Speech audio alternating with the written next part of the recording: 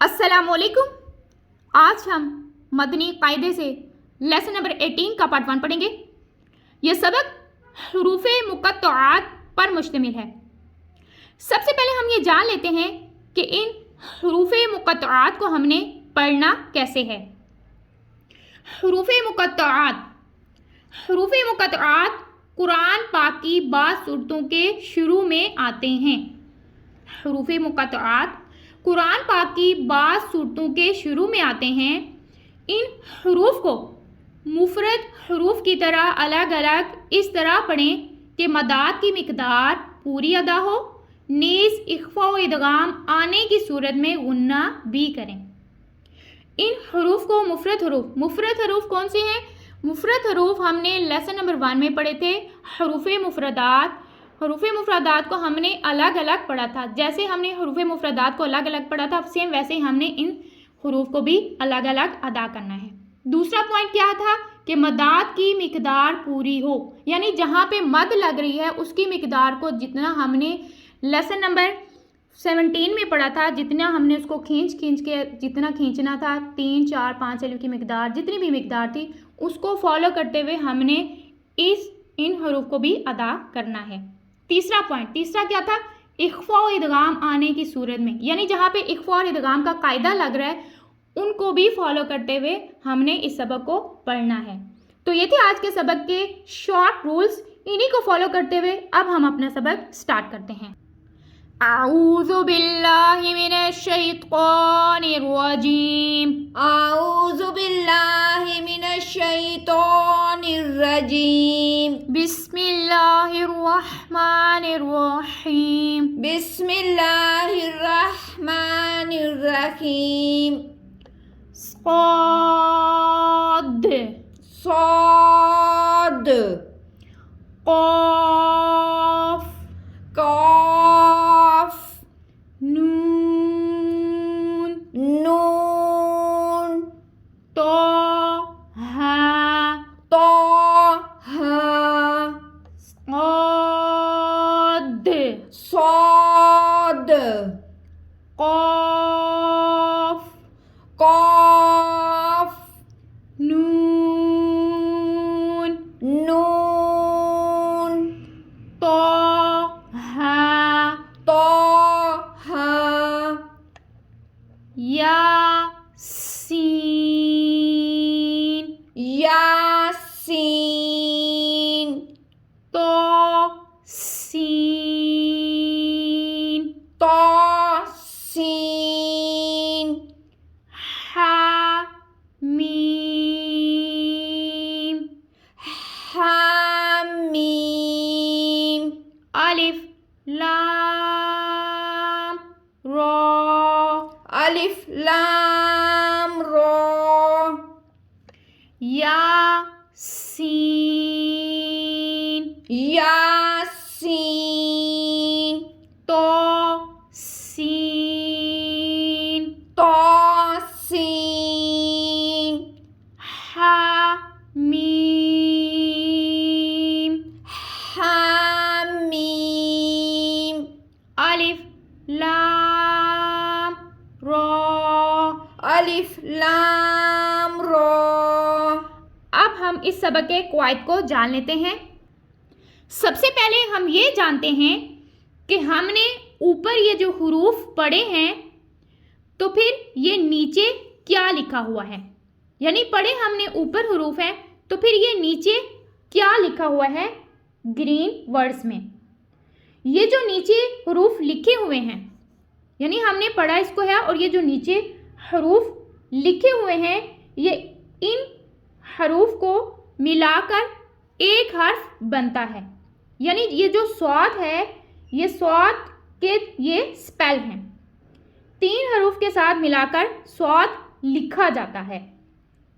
अब हमने ये देखना है कि इन हरूफ को हमने पढ़ने में कौन कौन से कायदे लगाने हैं, यानी हमने पढ़ना इस हर्फ को है लेकिन इन हुरूफ के मुताबिक पढ़ना है। हमने ये देखना है कि उसके नीचे जो हुरूफ हैं इनमें कौन कौन से कायदे लग रहे हैं। इन कायदों को फॉलो करते हुए हमारा ये हर्फ अदा होगा। तो सबसे पहले हम ये जानते हैं कि यहाँ पे कौन कौन सा कायदा लग रहा है।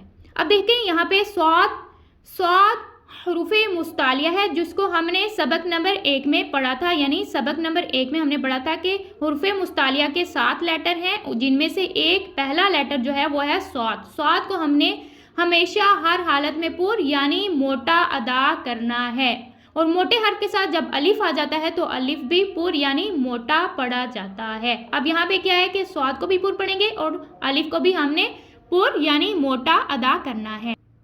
दाल, दाल कलकला हरूफ में से है। कलकला हरूफ को हमने लेसन नंबर 11 में पढ़ा था कि यानी कलकला हरूफ जब साकिन हो तो उनमें खूब कलकला जाहिर होगा, खूब कलकला जाहिर होगा यानी आवाज़ खूब लौट कर आएगी। दाल में हमने आवाज़ को लौटाना है। सौद और अलिफ को हमने पुर अदा करना है और दाल को हमने लौटाना है। ये थे इन 3 हरूफ को पढ़ने के कवायद। अब हमने ये देखना है कि यहाँ पे मद कौन सी लग रही है। देखिए यहाँ पे अलिफ से पहले हर पर ज़बर है तो अलिफ मद्दा है। हरूफे मद्दा, हरूफे मद्दा ऊपर मद लगी है। हरूफे मद्दा के बाद सुकूने असली है। सुकूने असली कौन सा होता है, यानी दाल म शक्ल को सुकून कहते हैं, वो सुकूने असली वहाँ पे लगा हुआ होगा, हमें नहीं लगाना होगा।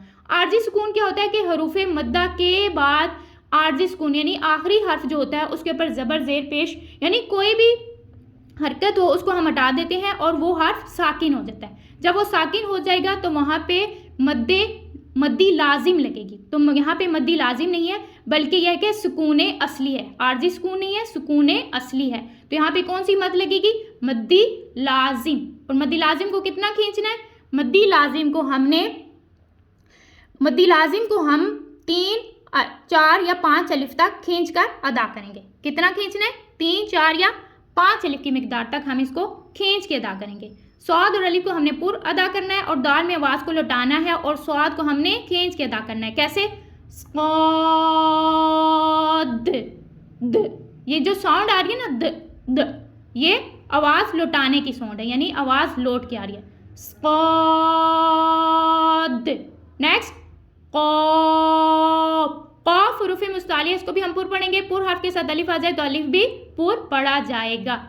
इसको हमने अलिफ को पुर पढ़ने की सूरतें हैं, उसको हमने सबक नंबर 16 में पढ़ा था कि अलिफ को पुर पढ़ने की कुछ सूरतें हैं, यानी अलिफ से पहले पुर हर्फ आ जाए तो अलिफ को पुर पढ़ा जाता है और अलिफ से पहले बारीक हर्फ आ जाए तो अलिफ को बारीक पढ़ेंगे।